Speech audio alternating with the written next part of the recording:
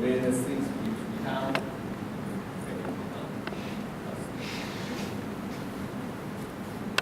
So these are the efficiency of the data center.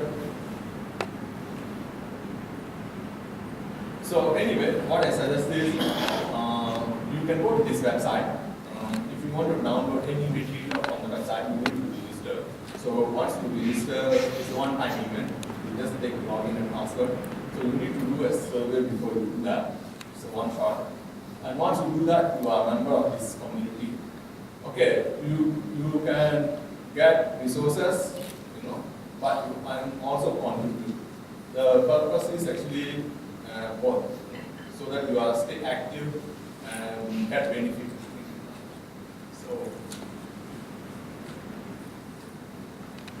So I stop my presentation here, and we have some time for the question and answer. You can ask questions to me as well as to others before we have to.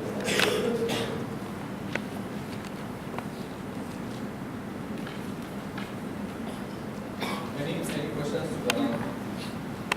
Any of the speakers? I think all the speakers are here. If you have any questions, you are welcome to ask.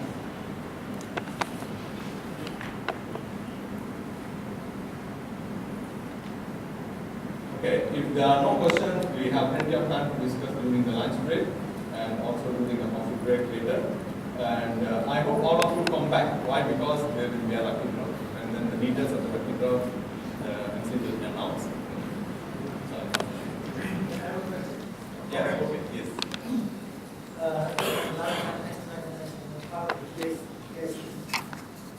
think what we have heard is that the government needs to be paid with one mic. Yeah. Loud enough. I think what we have so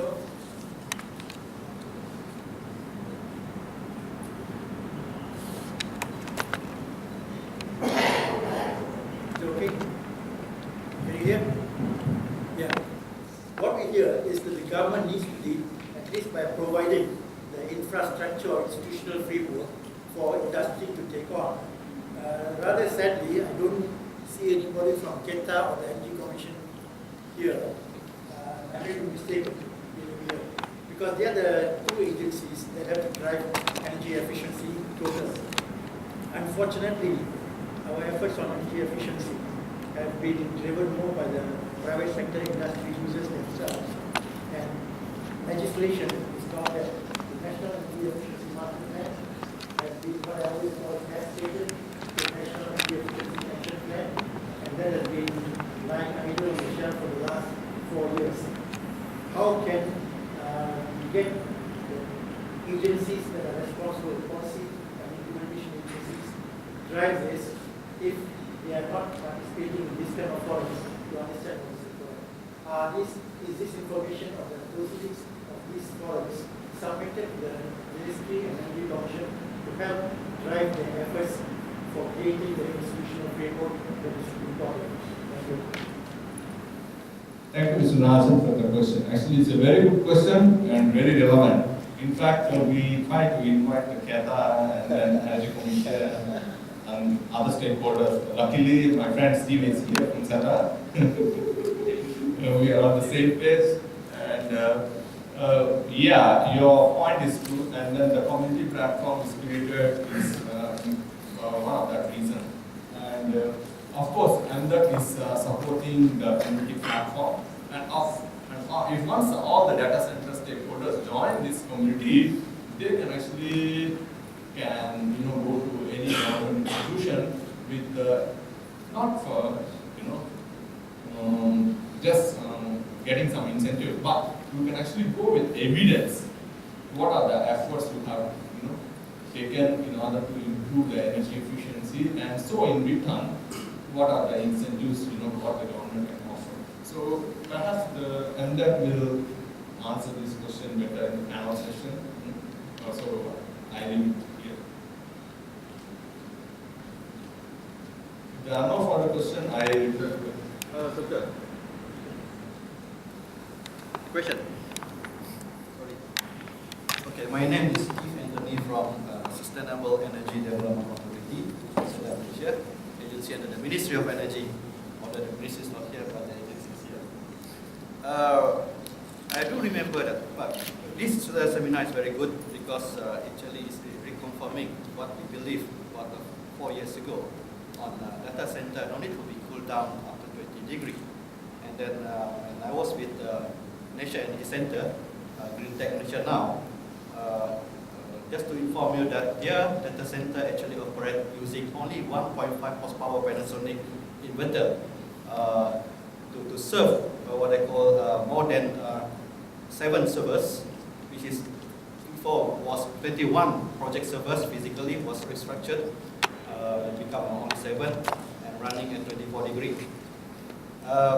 Still up and running now, and I myself actually is a mechanical engineer. We always believe that on the heat management, actually it's not just the temperature but the airflow and so on. And when we evolved that the geo building, the first green building in Malaysia, is reconfirming the what I call the idea. And then I remember there is a what I call committee under MCMC. They call it the Green ICT Committee, developing the data center standard. And then I think the committee we can combine or bring together with your suggest committee. And then I'm not sure why the standard are not being shared together with the industry on that. And currently we are involved with what they call 10 server rooms studies with the government. It's an initiative the MCMC and also the MSTSB, which is under the Green ICT Committee as well, come up with the baseline on typical server rooms for government buildings. And it's going on now, so maybe we can work together on sharing data and so on for that. So that's the thing. And I've been involved in designing buildings, and we confirm that the previous speaker, most data center, especially the government, the air conditioning is cool down the room, not the equipment. Yeah. And sometimes the air conditions is forward to the other side, but the server room is there. The room very cold, about 20 degrees, but the temperature near the server room and the server equipment is around 20 degrees. So, but what they call the control system and the design of the cooling system is not matched with the equipment there. So that's why the PUE is as high as 3.5 at the month. But it's now the experience that we see, the Ministry of Energy, they have restructured their data center, their PUE was 1.4. So I think all this information we should share together with these community. Thank you, Steve. I think that is a very good point. Actually, I was also a member of the Green ICT working group, and I know that they have developed these standards very recently. In fact, this is available in the CIRIC website because it's already gone through the public review and then it's available for download. It was developed by various stakeholders, as well as the data center industry, and I was also there in the very beginning. And of course, that is the draft one, or maybe first version.